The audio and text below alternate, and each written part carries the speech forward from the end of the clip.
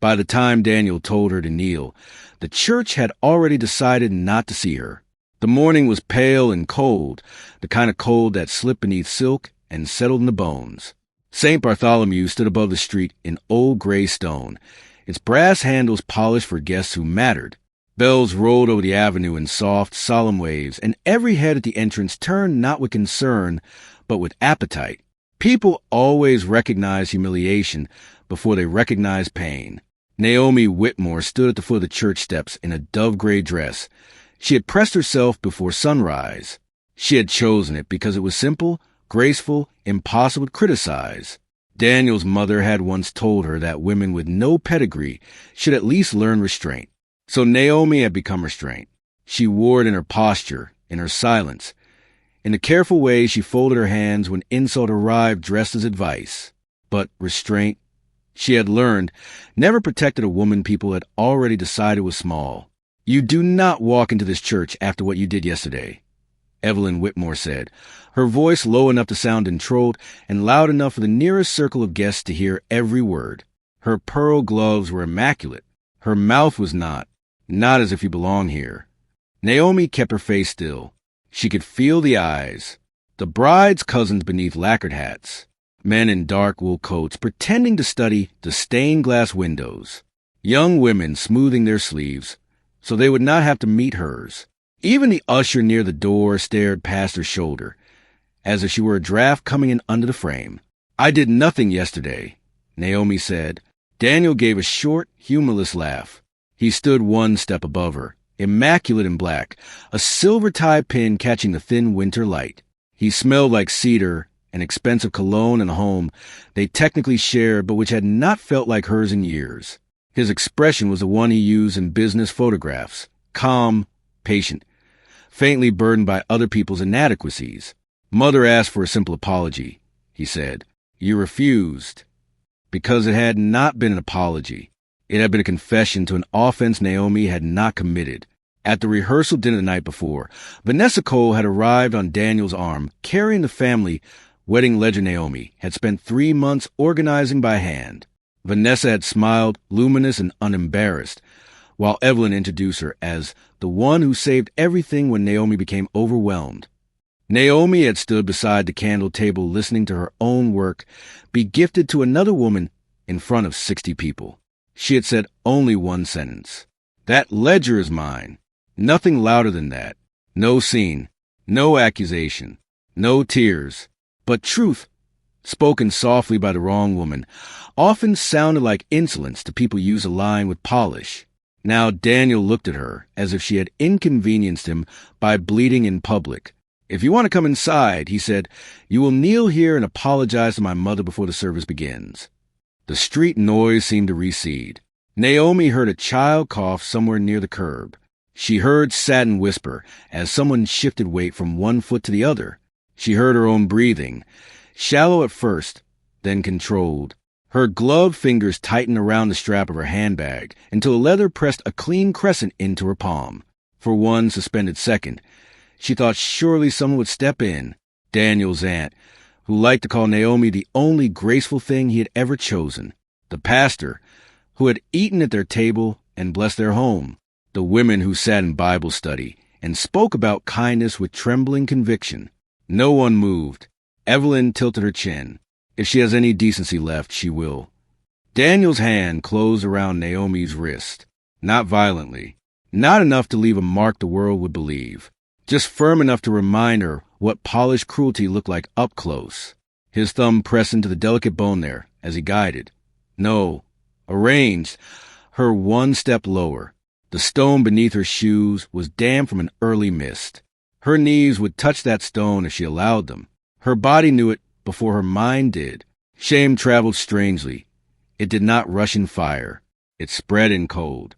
Naomi looked beyond Daniel and into the dim mouth of the church. Warm light, candles already lit, music rehearsing somewhere inside. A door to holiness guarded by people who had turned spite into protocol.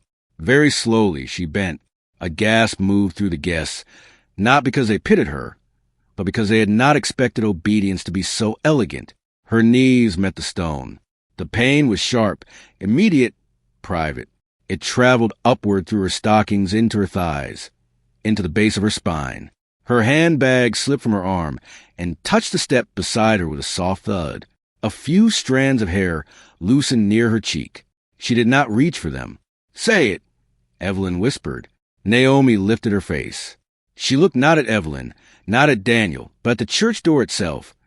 The threshold where women entered as brides, as mothers, as mourners, as believers. All those years she had spent making herself easier to love tightened inside her like a thread drawn too hard through cloth. Her voice, when it came, was even, "I will remember this door." And for the first time in 7 years, Naomi decided that silence had finished protecting everyone except herself. Naomi had always been mistaken for a woman with no history. It was something about the gentleness of her face, perhaps, or the fact that she never interrupted to correct assumptions. People saw her stillness and decided she had come from nowhere. They saw the absence of family at her wedding, the old silver locket she wore beneath plain blouses, the way she thanked waiters by name and folded tissue paper for reuse, and they placed her in the category of society reserved for women who should be grateful to have been chosen. Daniel had chosen her 7 years earlier at a museum fundraiser where she was repairing a torn silk banner in the conservation room. He had come in laughing with 2 board members, all polished teeth and old-school confidence, then stopped when he saw her bent beneath the task lamp, her fingers moving with patient precision over antique thread. Later he told her that he fell in love with her composure. Later, Naomi would understand that what he admired was not composure, but softness he assumed could be shaped. At that time, she was Naomi Reed, 28, recently relocated from a quiet coastal town after the death of her grandmother, Iris. She rented a narrow apartment above a florist, worked 6 days a week restoring textiles and church vestments, and lived with the invisible habits of someone raised to keep life neat, modest, and private. Her grandmother had taught her that dignity was a form of architecture. Keep your voice steady. Never beg for tenderness from people committed to misunderstanding you. Do not advertise what your soul cannot afford to lose. Iris herself had been a woman of contradictions. Refined hands, practical shoes, manners too old for the neighborhood they lived in, and a gaze that sharpened whenever Naomi asked about her father. Naomi's mother, Celeste, had died when Naomi was 5. The stories that remained were small and carefully edited. She loved music. She laughed easily. She wanted the sea near her.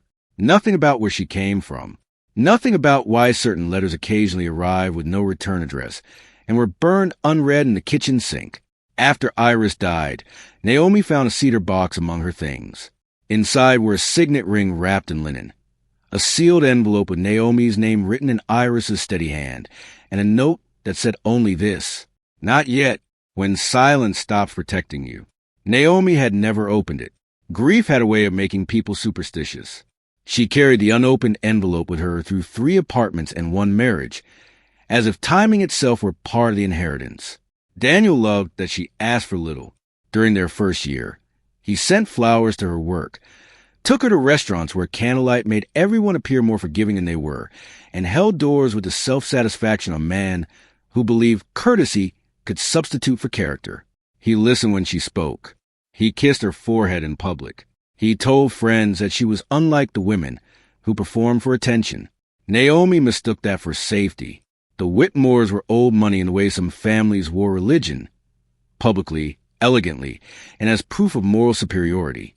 They endowed church renovations, sponsored scholarship dinners, hosted Advent concerts in a home full of pale rugs no one was meant to touch. Evelyn Whitmore ruled the family with a smile that rarely reached her eyes.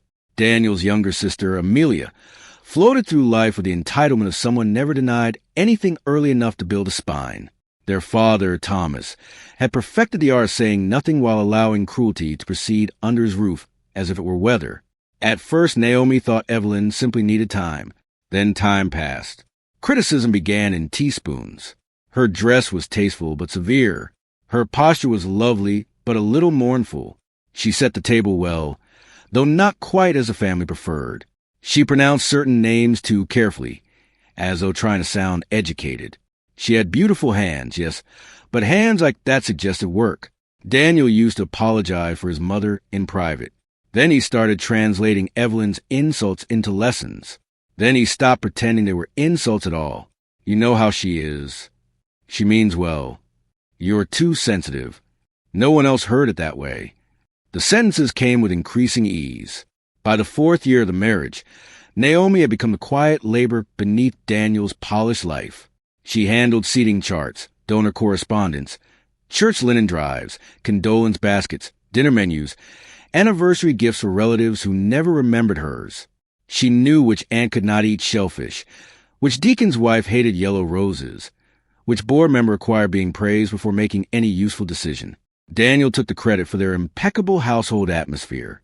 Naomi received the burden of maintaining it.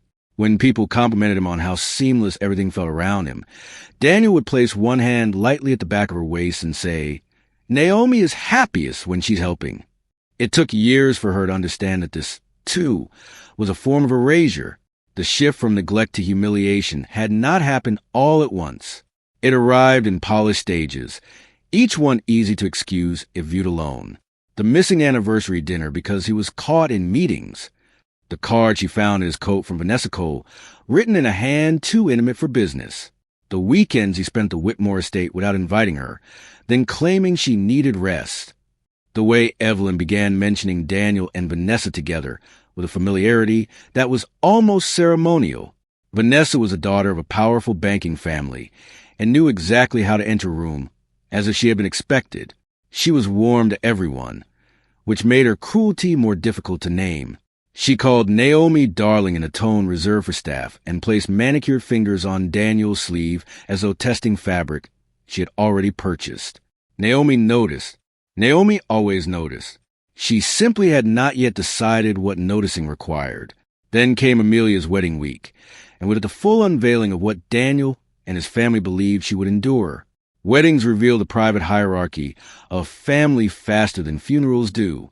In the 10 days before Amelia Whitmore was meant to marry at St. Bartholomew's, Naomi became less a wife than a pair of competent hands passing silently through rooms scented with white roses and control. Every errand doubled. Every request carried the false breathlessness of wealth, pretending to be overwhelmed. The florist called Naomi, not Amelia, when imported peonies were delayed at customs. The caterer called Naomi, not Evelyn, when the wine list changed for the 3rd time. The church sexton called Naomi, not Daniel, when the silver candelabra requested from storage needed restoration after years of neglect. She answered, arranged, soothed, corrected, and stitched. She did it because details mattered to her, because disorder made her skin feel tight, because she still believed there was a point at which excellence became undeniable. But excellence performed without status is usually absorbed, not honored. Daniel had become remote in a careful way, as if creating emotional distance required more strategy than betrayal itself. He answered texts late. He began locking his study. He took calls on the terrace in the evenings, while Naomi cleared plates from dinners he barely tasted. He had also grown newly attentive to appearance, not his own, which had always mattered to him, but the performance of decency. In front of others, he was patient with her. In private, he was cold enough to burn. On Tuesday, Naomi found Vanessa in the breakfast room standing over the wedding seating chart Naomi had spent hours perfecting. "This is exquisite," Vanessa said, tapping the parchment with one glossy nail.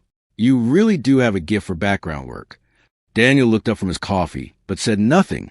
Naomi adjusted the stack of response cards in her hand. "It isn't background work if the entire event depends on it." Vanessa smiled as if indulging a child who had accidentally spoken clearly. That evening, Daniel told Naomi not to be territorial. On Wednesday, he informed her Vanessa would be helping coordinate the rehearsal dinner because families of equal standing understand these things intuitively. On Thursday, Evelyn sent Naomi to the church with garment bags, while Vanessa accompanied Daniel to a donor lunch Naomi herself had scheduled. By Friday, the household air had changed. Staff who usually greeted Naomi warmly had begun answering her in clipped tones. A maid in the Whitmore home accidentally called Vanessa Mrs. Whitmore and then flushed scarlet. Daniel did not correct it. He merely glanced toward Naomi with the exhausted expression of a man inconvenienced by another person's awareness. The humiliation might have remained subtle, survivable, deniable, if not for the ledger. For 3 months, Naomi had kept Amelia's wedding ledger in blue calfskin, recording every vendor payment, family request, altar change, guest accommodation, and handwritten note. It was meticulous work, beautiful in its own right. Iris had taught her that order was a mercy you offered the future. Naomi made lists the way some people made prayers. At the rehearsal dinner, that ledger sat in Vanessa's hands. The restaurant glowed with candlelight reflected in bronze mirrors. Crystal clinked. Laughter traveled between courses like practice music. Naomi arrived from the church an hour late after fixing a torn lace cuff on one of the flower girl's dresses. She entered quietly, removing her gloves finger by finger, and saw Vanessa at the center of Evelyn's table while Daniel poured her wine. And thank heaven for Vanessa, Evelyn was saying to a cluster of guests. She stepped in when things became too much for Naomi. Vanessa lifted the blue ledger with a gracious little shrug. Anyone would. The room laughed softly. Naomi stood still, the cold from outside still trapped in the hem of her coat. She looked at the ledger, then at Daniel. He did not meet her eyes. That told her everything before anyone said anything else. Amelia noticed her first. Naomi, there you are. We were just saying Vanessa saved the week. There are moments when a woman realizes that if she says nothing, the lie will become permanent, not because it is convincing, but because it is useful to those telling it. Naomi set her gloves on the back of an empty chair. That ledger is mine, she said. The sentence was calm. Too calm, perhaps. It silenced the table more effectively than anger would have. Vanessa's smile flickered. I only meant. You meant, Naomi said, to hold work you did not do while people thanked you for it. Evelyn's fork clicked against porcelain. How embarrassing. Daniel rose then, his voice low and warning. Naomi. But she was not looking at him. She was looking at the ledger. At the neat edge of paper, the gold ink initials she herself had pressed inside the cover, the months of invisible care being reassigned in real time because someone richer had laid a hand on it. She extended her palm. Vanessa hesitated, then placed the ledger into it. Naomi nodded once. Thank you. She could have left there. It would have been the cleanest ending. But pain has a way of sharpening peripheral sight. On the table beside Daniel's hand lay a narrow velvet box.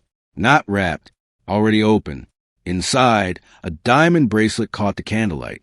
Vanessa's wrist was bare. Naomi understood before anyone breathed. Not suspected. Understood. Daniel followed her outside, angry not because he had hurt her, but because she had made the hurt visible. The alley behind the restaurant smelled of rain and hot kitchen oil. His voice dropped into that peculiar softness cruel men use when they want their contempt mistaken for reason. You humiliated my family. No, Naomi said. I interrupted them. You've been tense for months. Mother was trying to include Vanessa because she's useful and gracious. You could learn from that. Useful, gracious. Naomi folded the ledger against her ribs. Is she also useful and gracious in your hotel rooms? His jaw shifted. Not surprise. Annoyance. Careful, he said. There it was. Not denial. A warning. She went home alone that night. Daniel did not return. The next morning, Evelyn called before 8 and informed Naomi that if she wanted to preserve any dignity, she would apologize to Vanessa before the wedding service. Daniel sent a message an hour later. Do not create another scene. Amelia deserves peace. Peace, Naomi thought, had become the name they used for her submission. She took the cedar box from the back of her closet that afternoon and placed it on the bed. Her hand rested on the sealed envelope inside. Not yet. Still not yet. Something in her resisted opening the last untouched thing her grandmother had left behind while the ground beneath her life was still moving. She returned the envelope to the box. Sometimes women remain in burning rooms because the final drawer still holds one unbroken photograph. That evening she overheard Amelia whispering to Evelyn on the upstairs landing. If Daniel is going to make the change, he should do it soon. Vanessa fits. And Naomi? Amelia asked. Evelyn answered without lowering her voice enough. Naomi will go where women like that always go. Quietly. It was after midnight when Naomi finally slept, and even then it was a thin sleep, the kind in which the body lies down but the spirit remains seated, listening for footsteps. By morning, the church door was waiting. The stone cut through her stockings faster than she expected. Kneeling looked graceful from a distance. Up close, it was pressure, cold, a quick sting at the point of contact, the body's involuntary urge to protect itself, and the mind's order to remain still. Naomi felt damp grit grind into the skin beneath her knees. Her handbag leaned against the lower step. A strand of white ribbon from the church flowers had blown loose and caught beside her shoe. "Speak," Evelyn said. Guests kept arriving behind her, then slowing. No one wanted Mr. Moral Theater of a well-dressed woman being taught her place. Naomi raised her chin, but before she could form a word, a little girl in a lavender coat tugged at her mother's sleeve and asked, in a voice clear enough to split the moment, "Why is that lady on the floor?" The mother shushed her quickly. No one answered. Daniel's hand remained at Naomi's elbow. It was that touch more than the stone that nearly undid her, not because it was rough, but because it was proprietary, as if even her humiliation belonged to him. "I'm waiting," he said softly. Naomi turned her face toward him. For years she had studied the angles of his mood, the way sailors studied weather. She had learned when to speak, when to let silence pass, when to offer softness against his vanity, so the house could remain quiet for another night. But kneeling on church stone while he stood above her, she saw him with terrible clarity, not misunderstood, not pressured, not damaged into cruelty by some secret wound, simply entitled to it. The realization brought no dramatic break, no rush of tears. It brought an awful, cooling peace. "I am sorry," Naomi said at last, and the gathered guests leaned in almost imperceptibly, "that I ever believed decency lived here." Silence hit the steps like another weather front. Evelyn inhaled sharply. Daniel's fingers tightened once on Naomi's elbow, then released. The pastor, who had finally appeared near the doorway, looked stricken. Not enough intervened before, only enough now that the cruelty had escaped the script. "Daniel," he murmured, "perhaps this is not the moment." But the moment had already happened. The door had witnessed it. The congregation had witnessed it. Naomi had felt the stone, and there are some sensations the body records permanently. Daniel's expression hardened. "Get up," he said between his teeth. She rose without his help. Her knees trembled only once, hidden beneath the fall of her dress. When she reached for her handbag, she saw a bead of blood slowly blooming to the sheer fabric over one kneecap. So small it might have been mistaken for a loose thread. So precise it looked almost deliberate. Amelia, from somewhere near the upper landing, hissed, "For heaven's sake, can this not wait?" Naomi looked at her sister-in-law's white satin gown, at the bright winter flowers framing the church arch, at Vanessa standing 2 steps inside the doorway in pale blue with Daniel's family clustered around her, as if proximity could rewrite blood. Then Naomi stepped aside, not because she accepted defeat, because she would not give them another second of her dignity to consume. She did not enter the church. She did not sit through vows beneath stained glass while her own marriage was picked clean in the vestibule. She walked down the steps slowly, every eye following the measured rhythm of her departure. No one called after her. They had what they wanted. Her absence framed as consequence. At the bottom of the steps, she paused only once. Behind her the organ began. The sound rolled into the winter air, grand and holy and useless. She took a taxi home. The Whitmore house was unusually quiet when she arrived, as though even the furniture had gone to the wedding. Sunlight stretched across the marble hallway in pale bands. Naomi removed her coat, hung it neatly, and climbed the staircase with one hand on the rail, because the bruising in her knees had stiffened. Their bedroom door was half open. Inside, one side of the closet stood empty, not disordered, not raided in anger, emptied with intention. Several of Daniel's suits were gone. So with a watch tray, the leather weekender, and the framed photograph from their 3rd anniversary trip, the one in which Naomi had been laughing at something out of frame, while Daniel looked at the camera as if it were an audience. On the bed lay a cream envelope beside a folder thick with documents. Naomi crossed the room and opened the letter first. "Naomi, this arrangement has become untenable. You've been unhappy for some time and, if we are honest, increasingly unstable. My attorneys have prepared a fair settlement, including temporary accommodations and a monthly allowance. For Amelia's sake, I expect discretion until after the honeymoon. Daniel, increasingly unstable. It was a clever word, not enough to sound monstrous, just enough to prediscredit any truth she might tell. She sat at the edge of the bed and placed a letter on her lap. The room smelled faintly of Daniel's cologne, shoe polish, and the lavender sachets Naomi changed in the drawers every season. 7 years of folded effort surrounded her in expensive stillness. The folder contained legal drafts, separation language, property limitations, clauses arranged to make it appear as though Naomi had contributed sentiment and nothing else. There were even references to concern for her emotional health. She laughed once then, not from amusement, from the body's disbelief that people could prepare this much betrayal and still expect to be thought refined. A sound at the door made her look up. Mrs. Bell, the housekeeper, stood there wringing her apron. "I'm sorry, ma'am," she whispered. "I was told not to say anything." Naomi looked at the older woman's damp eyes and felt something inside her settle for good. "It's all right," Naomi said. But it wasn't. And for once, she did not dilute the truth inside herself to make someone else more comfortable. When Mrs. Bell left, Naomi remained seated for a long time.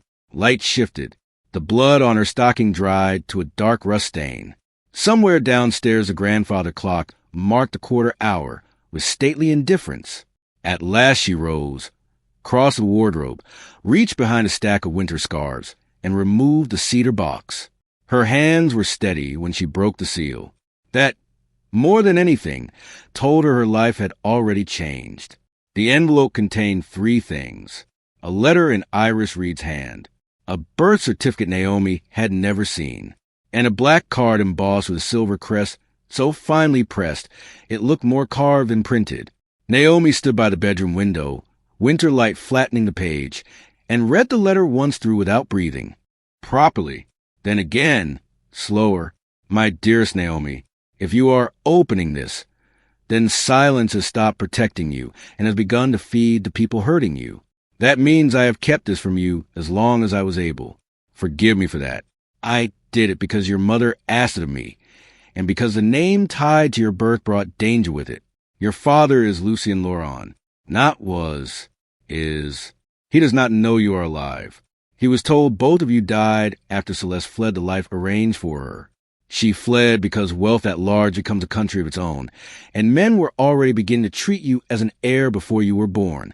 There were threats. There were transactions discussed over your cradle, as if you were an asset. Your mother chose obscurity over magnificence, and I helped her disappear. Lucien loved her, though too late and too poorly to save her from machinery around him. He spent years searching after the accident, but we stayed hidden. I do not know what sort of man he has become. I only know this. By law, by blood, and by truth, you are his only child. If you ever need to step out of the life that has diminished you, call the number on the card, give them the name Celeste Marin Laurent, and show them the signet ring. They will understand. Do not use this for vanity. Use it only when your dignity requires a witness greater than cruelty. Grandmother. Naomi lowered the page. The room remained exactly as it had been 5 minutes earlier. Cream curtains, polished walnut. Daniel's absent half of the closet yawned like missing teeth, and yet nothing in it fit the same way around her anymore. Lucien Laurent. The name was not unknown, even to a woman who avoided financial pages, unless they lined charity baskets.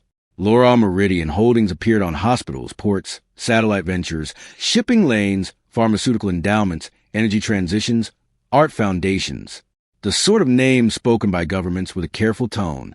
The sort wealth journalists could only estimate because it moved through continents, not bank accounts. A trillionaire, some said, though public numbers never settled long enough to confirm it. The kind of figure who made billionaires sound local. Naomi sat again, letter trembling only at the edges. All her life, she had thought absence was ordinary. A mother dead, a father unknown, a grandmother evasive, old manners with no visible source. That ring in the cedar box too fine for the town where they lived. The strange letters burned in the sink. The way Iris had once reacted when Naomi's school photo appeared in a regional paper, as if visibility itself might trigger consequence. She touched the birth certificate. Naomi Celeste Laurent. Her own name, legally intact, beneath layers of omission. From downstairs came the faint sound of a key in the front door. Daniel, perhaps, returning briefly between ceremony and celebration, or staff. Naomi did not rush. She placed the documents back in order, slid the black card into her coat pocket, and took the ring from its linen wrap. It was heavier than it looked. White gold, engraved with the same crest as the card. A lion with one wing folded, one spread. Not ostentatious. Old. By the time footsteps crossed the hall outside, Naomi had gone to the small sitting room at the end of the corridor and shut the door behind her. She dialed the number. No automated greeting answered. Only a man's voice measured and alert. Lauren, private office. Naomi looked once at the ring in her palm. "My name," she said, "is Naomi Celeste Lauren." Silence. Not disbelief. Recognition of impact. "Ma'am," the voice said very carefully, "are you in immediate danger?" It was such an unexpected question that Naomi leaned back in the chair. "No." "Can you safely leave where you are within the hour?" "Yes." "Then please listen closely. A car will arrive in 32 minutes. Do not discuss this call with anyone. Bring the ring, the letter, and one form of identification. We will take care of the rest." The line ended. No drama. No interrogation. Just movement. Naomi stood, walked to the mirror, and looked at herself. Same face. Same dark, controlled eyes. Same woman who had knelt on church stone 3 hours earlier because a man mistook public humiliation for authority. Yet something underneath had shifted. Not into arrogance, not into fantasy, but into alignment. There was history beneath her life after all. Architecture. Witness. Name. She packed one overnight case. Not much. A navy dress. Toiletries. The locket from her mother. A cashmere coat. The folder of Daniel's separation papers. She left the wedding ring on the dressing table where the light could catch it without sentiment. When she stepped outside the house, a black sedan waited at the curb. No insignia. No chauffeur in costume. Only discretion refined to an art.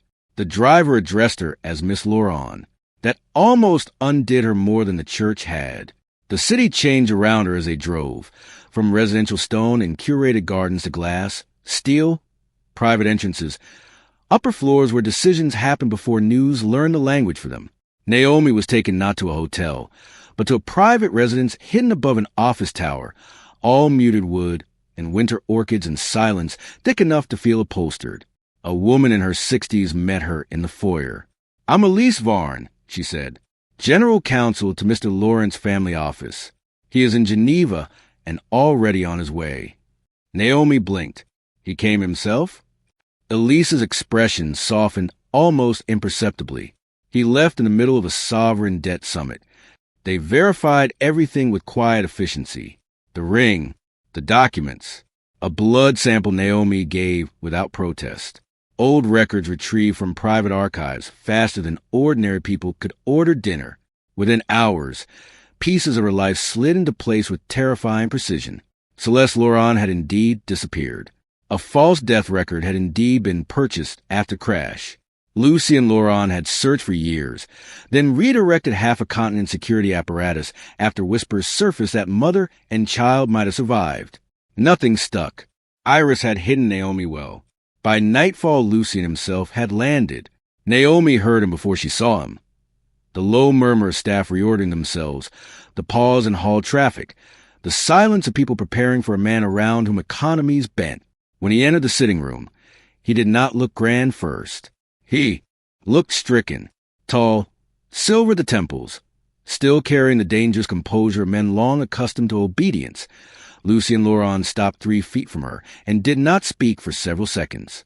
His gaze moved over her face with the stunned restraint of someone recognizing an entire lost life in living detail. "You have Celeste's eyes," he said at last, and the sentence broke on the final word. Naomi stood. She did not go to him. He did not demand it. Their reunions too damaged for immediate tenderness. He told her truth in careful pieces. He and Celeste had loved badly in a world designed to consume vulnerable things. He had failed to understand the threats forming around her until she was already gone. When the crash was reported and bodies were said to be unrecoverable, He had refused a story, then spent years trying to prove himself right. He never remarried. There had been no other children. "You are my only daughter," he said quietly. "If you want nothing from me except distance, I will accept it. But if anyone has hurt you while I remain ignorant—" Naomi lifted one hand, not to silence him, but to slow the force gathering in the room. "No shouting," she said. Lucian's eyes sharpened. "I was not planning to shout." "Good." Something almost like respect passed between them then. Fragile but real. She handed Elise Daniel's papers. By dawn, the Loron legal team had mapped Daniel Whitmore's entire life with clinical speed. The Whitmore family's charity accounts, Daniel's investment exposures, the property transfer attempts, the discreet hotels, the informal promises to Vanessa's family, even the donor summit at St. Bartholomew scheduled 2 days after the wedding, where Daniel intended to court a major international restoration grant without realizing the grant's parent network traceback, indirectly and conclusively, to Loron Meridian Philanthropy. Naomi read every page, not with hunger, with calm. When Elise asked how aggressively she wanted to proceed, Naomi closed the file and looked toward the windows where the city still glowed before sunrise. "I want truth," she said, publicly, once. And somewhere across town, Daniel slept believing she had nowhere powerful enough to stand. 2 days later, the church door saw her again, not as a wife returning to beg, not as a woman dragged by social expectation into the polished machinery of people who despised her. She arrived in the late afternoon beneath a sky the color of brushed steel, wearing cream wool, unadorned earrings, and the kind of stillness that made people lower their voices without knowing why. Behind her stepped Elise Varn and 2 men from Loron Council. A black motorcade waited at the curb with disciplined invisibility. Lucian had offered to walk at her side. Naomi had said no. "This part," she told him, "I'd do myself." St. Bartholomew's was hosting the Whitmore Restoration Summit, an event Daniel had spent months arranging as proof of his rising influence among donors, clergy, and civic investors. The irony would have been vulgar in lesser hands. The same church that had allowed a husband to humiliate his wife at its threshold was preparing to applaud him for preserving sacred stone. Guests were already gathering in the vestibule when Naomi reached the steps. Conversation thinned. People recognized her, first with surprise, then confusion, then the instinctive calculation that comes when a woman returns to the place she was dismissed from without visible shame attached to her. Daniel stood just inside the doorway, speaking to a bishop and 2 trustees. Vanessa, in deep green, was at his side. Evelyn turned first. Color left her face, so quickly it looked wiped away. Daniel recovered fast. Men like him train for social emergencies the way soldiers train for weather. He descended 1 step, expression arranged into private concern. "Naomi," he said, "this is neither the time nor the place." She looked at him for a long beat. The stone steps were dry today, warmed by a weak, reluctant sun. She could feel their memory beneath the soles of her shoes. "No," she said, "it is exactly the place." Vanessa folded her arms. "Daniel, perhaps security." Elise handed a sealed document to the nearest trustee before Vanessa finished the sentence. The trustee frowned, opened it, and went utterly still. A second envelope was placed in the bishop's hand, a third in the church administrator's.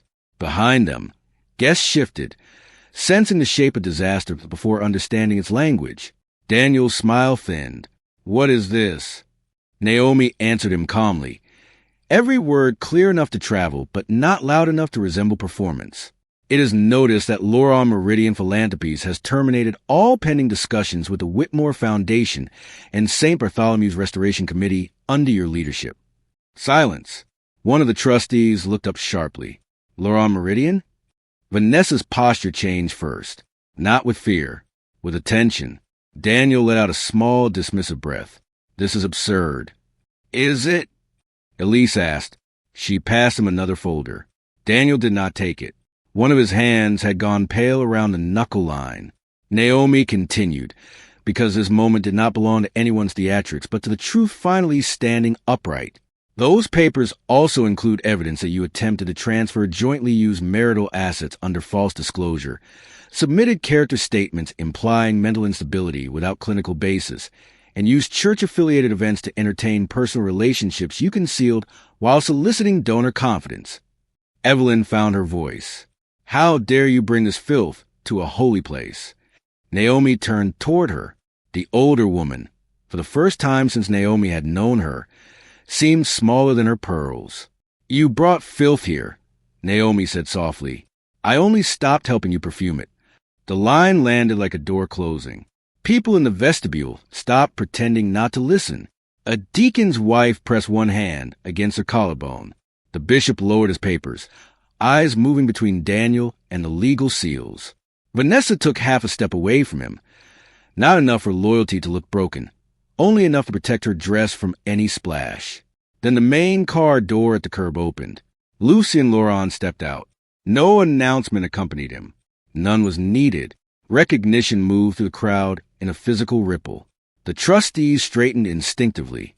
A reporter near the fountain, likely invited for the summit, lifted her phone with shaking hands before thinking better of it and lowering it again.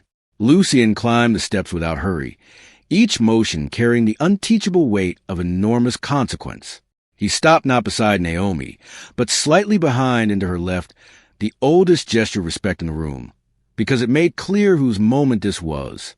Daniel stared. What is this? He said again, but the confidence was gone now.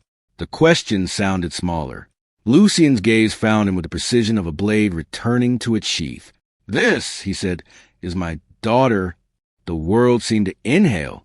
Naomi did not look at Daniel then. She looked at the church door, at the brass handles, at the threshold where her knees had hit stone, while witnesses kept their gloves clean. Lucien's voice remained quiet. Naomi Celeste Laurent, my only child and sole heir. No one spoke. Some revelations do not arrive as shock, but as reclassification. Every eye in the vestibule adjusted at once, retroactively editing years of assumption. The modest wife, the quiet daughter-in-law, the invisible laborer. Now each memory had to be dragged beneath a new light, and those who had participated in her diminishment felt the heat of it. Evelyn swayed. Thomas Whitmore reached for her elbow too late. Daniel found words by force. If this is some kind of cruel display. Naomi finally looked at him. He had once believed himself towering. But panic has a way of shrinking the face inward. He was still handsome, still impeccably dressed, still held upright by tailoring and training.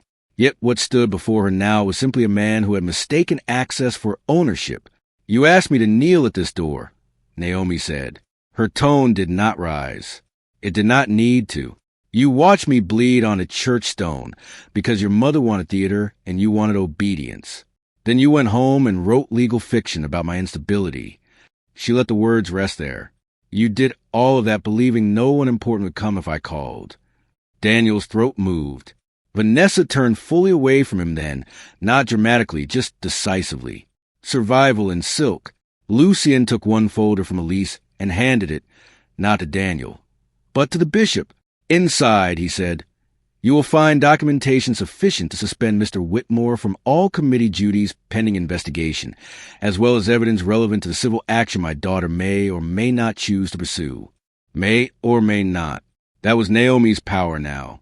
Not merely the ability to destroy, but the authority to decide the size of the ruin. The bishop, who had watched her kneel and said nothing until after, looked older in that instant than he had during the wedding. Mrs. Whitmore, Miss Laurana. Apology trembled there, late and poorly clothed. Naomi spared him by not requiring it. I will not enter this church for your summit, she said. I did not come for your stage. She turned to Daniel and removed from her coat pocket the wedding band she had taken from the dressing table that morning.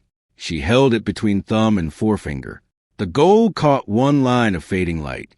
When I married you, she said, I thought gentleness would be safe in your hands. That was my mistake. Then she placed a ring on the stone step between them. No toss, no dramatic throw, just release. It made the smallest sound. That was somehow worse. Daniel stepped forward as if to speak privately, perhaps to plead. perhaps to threaten, but two Loron security men moved with such quiet efficiency that he stopped without being touched. He looked at Lucien, then at Naomi again, searching for some version of the world in which he could still negotiate. "Naomi," he said, voice low now, "let's handle this like adults." She regarded him with almost unbearable calm. "Adults do not force women to kneel for entry," she said. "They open the door." That sentence moved through the vestibule with the inevitability of scripture.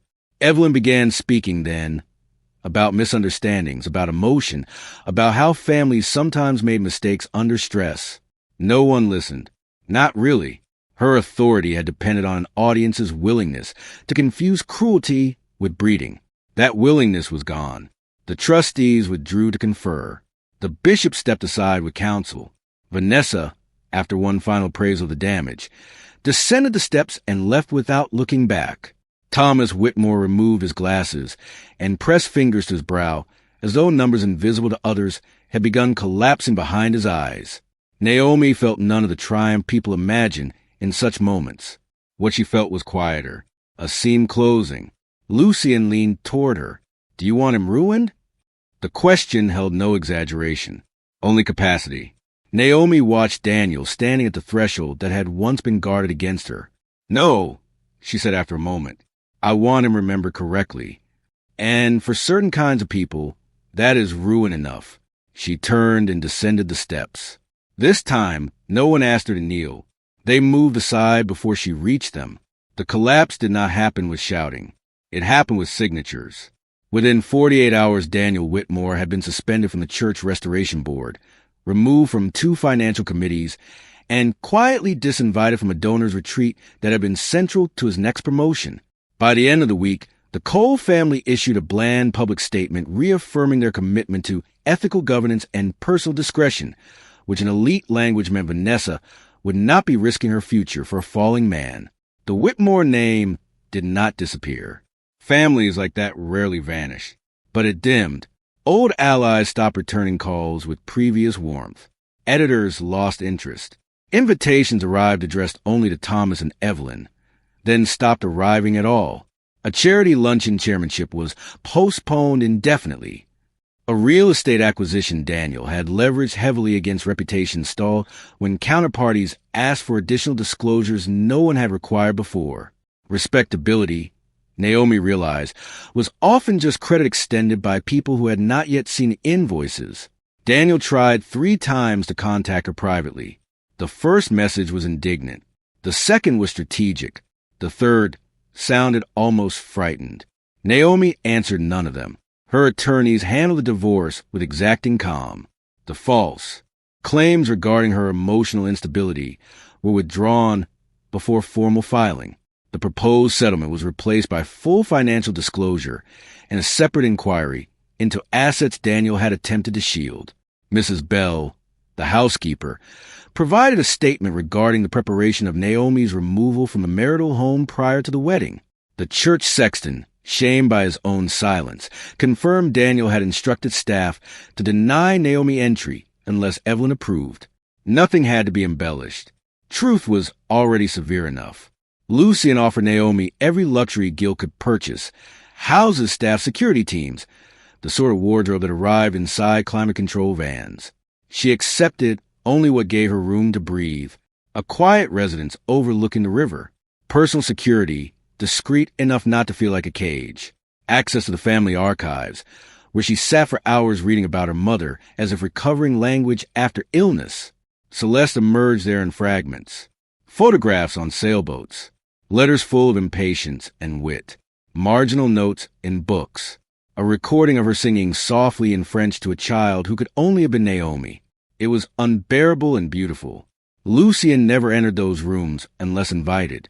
They learned each other slowly. He was more careful than powerful when he chose to be. He drank espresso too strong and slept too little. He had a temper he kept on a short iron chain.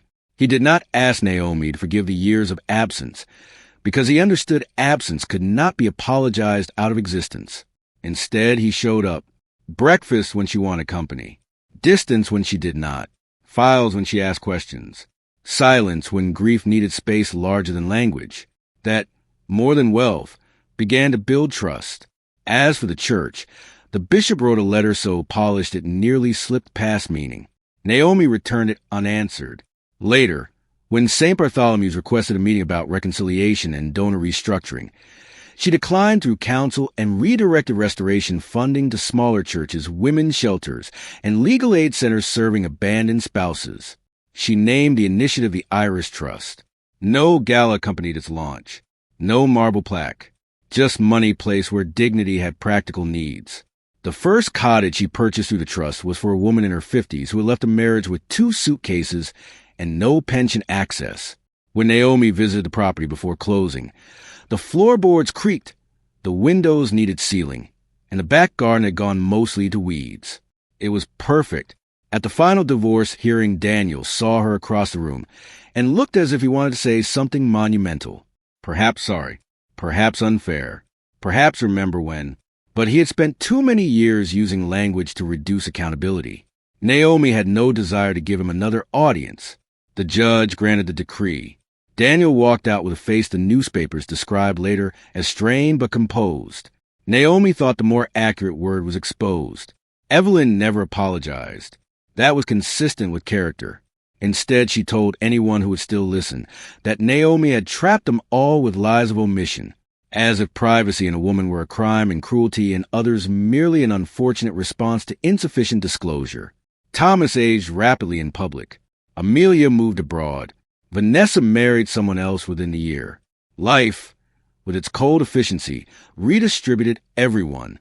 And Naomi, who had once been expected to disappear quietly, did something much stranger. She remained. In early spring, Naomi returned to the sea. Not the town of her childhood exactly, though it lay a short drive north. This was a cliffside house Lucian had purchased years earlier and never used because Celeste had once wanted a place where windows stayed open to salt air. The paint was weathered. The garden held rosemary gone wild along the stone path.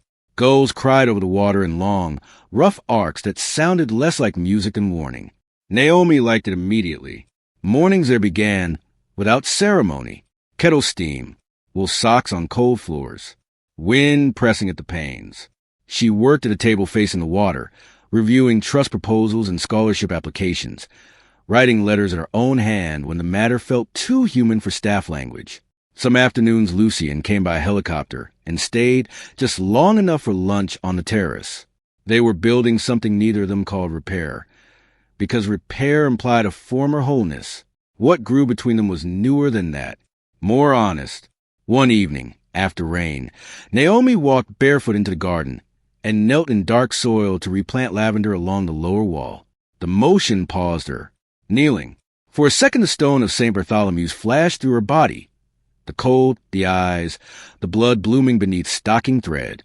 Memory remained exact. Trauma often did, but this was different. Here the earth was damp and generous. Rosemary brushed her wrist. No one stood above her waiting for submission to become spectacle. When Lucian found her there, he said nothing at first. He simply held out the small trowel she had forgotten on the path. Naomi looked up at him and smiled. A real smile this time. Not the social version she had worn like pressed linen for years. "I suppose," he said carefully, "I should dislike seeing you kneel." She took the trowel and returned to the lavender bed. "Then let it comfort you," she said, "that I choose the ground now." He considered that, then nodded once. The sky beyond the cliff had begun turning gold at the edges, that soft, restrained gold that never begged to be admired, yet made everything it touched look truer. Naomi pressed soil around the roots with both hands and thought about all the forms dignity could take. Not only standing tall in public, not only leaving. Sometimes dignity was choosing where your body bent and why. Choosing the rooms that deserve your labor.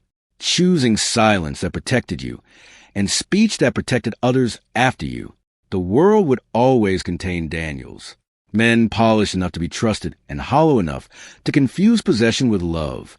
It would always contain Evelyns, too, women who guarded rotten hierarchies because power felt safer than tenderness.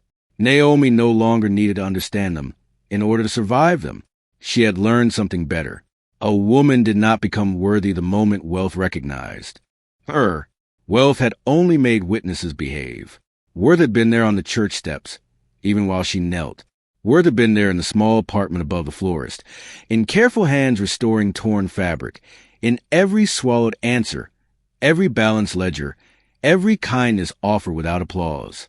It had been there long, before Lucy and Lauren's name placed steel behind it, long before doors opened, long before people corrected their posture when she entered. Night gathered slowly over the water. Naomi rose from the garden, brushing soil from her palms. Lavender scent clung to her skin. Below the cliff, the tide moved against the rocks with patient force, again and again, wearing shape into what once seemed immovable. Inside the house, lights warmed one room at a time. She turned toward them, and this time, every door she crossed was one she chose for herself.